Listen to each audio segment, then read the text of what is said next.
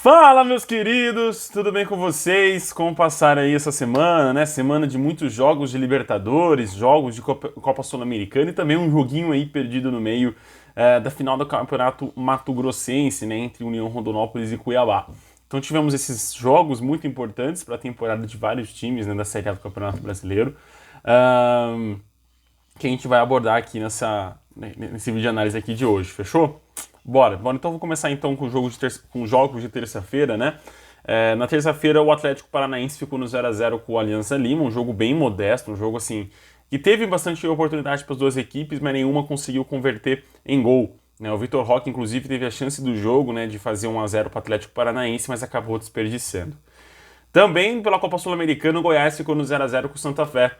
Né, um jogo, esse pior do que o outro jogo que eu acabei de falar, né, do Alianza Lima e Atlético Paranaense, foi um jogo muito ruim, muito abaixo mesmo do que as duas equipes podem apresentar. O Goiás eu já não tenho tanta expectativa assim, mas o Santa Fé se mostrou uma equipe muito fraca, tá? Eu acho que o Goiás poderia ter explorado um pouco mais e ter vencido esse jogo. Lembrando que na Copa Sul-Americana apenas o primeiro colocado dos grupos classifica e os três melhores segundos acabam classificando para a próxima fase. Também com o empate, o Internacional ficou com empate 1x1 na Copa Libertadores, né? O Inter saiu perdendo com o gol do Victor Moreno, para o Independente Medellín. E aí o Inter foi atrás e conseguiu o empate no finalzinho do jogo com o Alan Patrick. Foi um jogo muito ruim do Inter fora de casa. A gente está vendo já desde o começo da temporada que o Inter não consegue fazer jogos decentes longe do Beira-Rio. Né? Sofreu no Campeonato Gaúcho jogando contra o Caxias, sofreu contra o Ipiranga, volta a sofrer novamente aqui na Libertadores contra o Independente Del Valle, o Independente Medellín, né, na verdade, e só não perdeu esse primeiro jogo porque o Medellín ou Medellín, né, você diz aí do jeito que você preferir, não tem um bom time também. A gente consegue ver nesses primeiros jogos alguns penhascos de qualidade que há entre as equipes. E nesse confronto em específico há um grande penhasco. Acho que o Inter vai vencer em casa contra esse time colombiano, tranquilamente, inclusive. Não é um time que vai incomodar o Inter, mas perde pontos importantes, poderia ter vencido se conseguisse jogar bem fora de casa. E só não perdeu por conta de uma ótima partida do Kehler, tá? No primeiro tempo o Medellín teve uma grande oportunidade e o Kehler acabou fazendo um milagre. Pela Copa Sul-Americana, o Santos foi a única equipe que venceu, né, aqui na terça-feira, né, venceu o Blooming lá na Bolívia por 1x0, altitude e tudo, mas o Blooming é um time muito fraco, cara, um time muito ruim mesmo. O Santos também não fez um bom jogo. Eu acho que desses 4 jogos, o que pior jogou foi o Santos, mas o Santos venceu. Né? É engraçado isso, mas o Santos jogou muito mal. É um time que, na Vila Belmiro, eu acho que o Santos vai golear o Blooming por mais de 4 gols. Não é um time que vai incomodar o Santos, né, nessa briga pela liderança da chave, mas conquista 3 pontos importantes. Óbvio que ainda tem os dois adversários do grupo, né? Mas o Blooming ali vai ser o saco de pancadas desse grupo, com certeza. Mas o Santos quase fica no 0x0 com esse time, que é um time, volto a repetir, muito fraco mesmo, tecnicamente falando. É um time assim que o Campeonato Paulista não classifica, entendeu? Que é muito ruim mesmo esse Blooming, e o Santos também fez uma partida pavorosa e preocupante, inclusive, para essa sequência da temporada aí, torcedor do Santos. Se esse for o time do Santos, se esse for o modelo de jogo do Santos pro restante da temporada, Campeonato Brasileiro, Copa do Brasil, o torcedor do Santos precisa se preocupar bastante. Na quarta-feira tivemos, né, algumas derrotas de alguns gigantes. O Flamengo e o Palmeiras perderam, mas vou começar pelo Flamengo. O Flamengo perdeu por 2x1 de virada, jogando no Equador. O Equador, impressionante como o Equador é uma pedra no sapato do Flamengo do Vitor Pereira, né? Perdeu e foi derrotado na Copa Sul-Americana pelo Independente Del Valle e agora perde o primeiro jogo. Tudo bem que o Flamengo estava com as reservas, mas assim, os reservas do Flamengo são reservas de muito luxo e não justifica perder para uma equipe que está estreando esse ano na Libertadores e é uma equipe também muito inferior ao time reserva do Flamengo, tá? Eu acho que o time reserva do Flamengo era um time que, se joga esse time no Maracanã, eu acho que goleava esse Alcas aí também por mais de 4 gols. 2x1, Matheus França fez o primeiro gol do jogo, um belíssimo gol, diga-se de passagem. Eric Castilho empatou a parada aos 58 e Ordóñez fez o 2x1 aos 85. O Flamengo ainda levou um gol antes disso, né? Um gol ali que a zaga do Flamengo virou cone de escanteio, cone de treino, na verdade.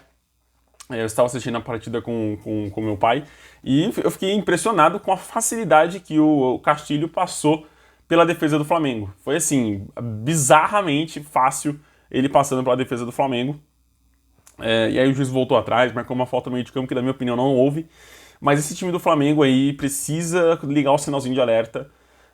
Esse time do Flamengo também é um time do Palmeiras, porque a soberba, né, aquela famosa soberba que eu falei nos outros vídeos, ela paga caro, ela custa caro, né, para os times brasileiros na Libertadores e também em outras competições, vídeo Campeonato Paulista. Então, assim, tudo bem que Palmeiras e Flamengo priorizaram os estaduais, né, são chances de títulos reais para esse ano, mas assim, nunca na minha cabeça vai entrar que um time joga com o time reserva na Libertadores, que é o principal campeonato que a gente disputa aqui. Pela Copa Sul-Americana também, no primeiro horário, né, o Fortaleza venceu o Palestino por 4-0. Foi uma vitória acachapante do Fortaleza sobre esse time chileno. Né, fez o primeiro gol logo no comecinho com o Thiago Galhardo, mas desperdiçou muitas oportunidades ao longo do jogo, né, principalmente no primeiro tempo com o próprio Thiago Galhardo. Eu acho que foi muito abaixo a partida do centroavante do Fortaleza. Quando entrou os argentinos, Pochettino e Lucero, o time melhorou bastante, mas continuava desperdiçando oportunidades. Mas aí que o Pochettino começou e o Lucero também começou a criar mais oportunidades e começou a converter essas oportunidades, né? O Pochettino fez 2 gols e o Lucero ainda fechou o placar aí, marcando o seu golzinho.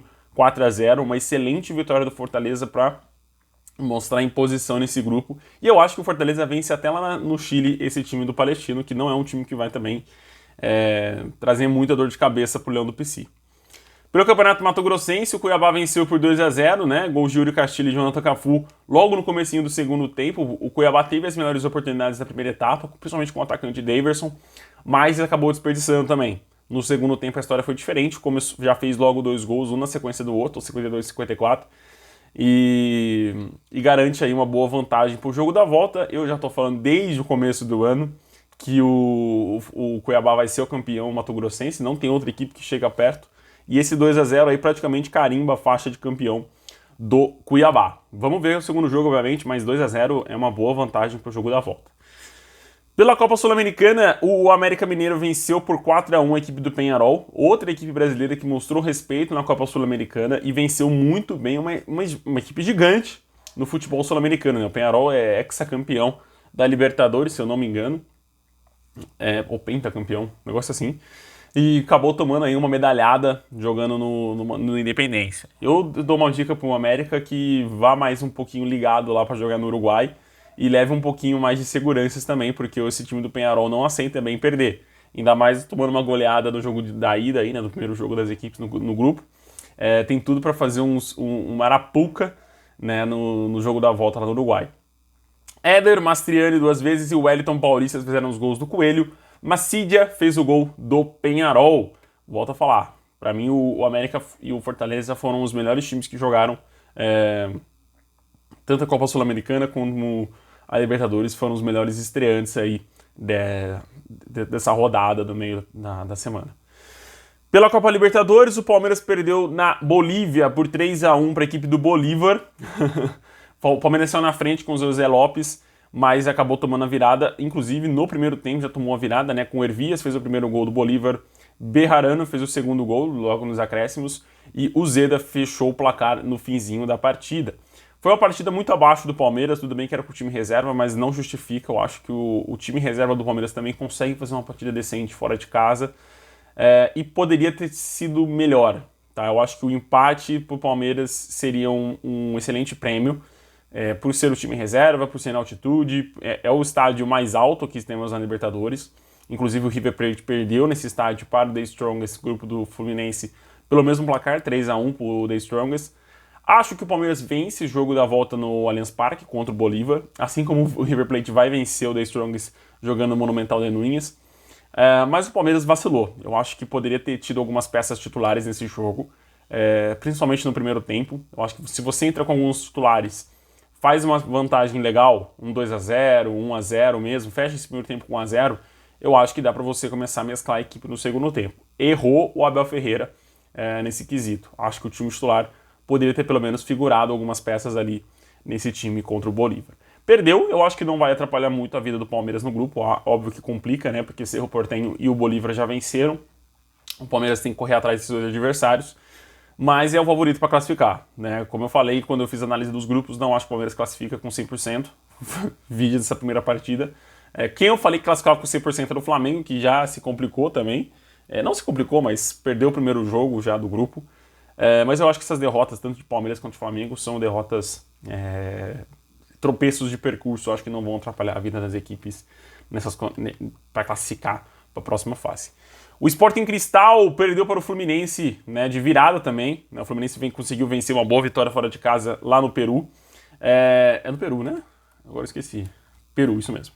Grimaldo fez o primeiro gol do jogo, o primeiro gol do Sporting Cristal. E aí começou o show do Fluminense, né? Com uma bela partida do Cano, uma bela partida do Marcelo, uma bela partida do Felipe Melo, que... Não foi uma bela partida que ele falhou no gol do Sporting Cristal, mas defensivamente o Fluminense também foi muito bem.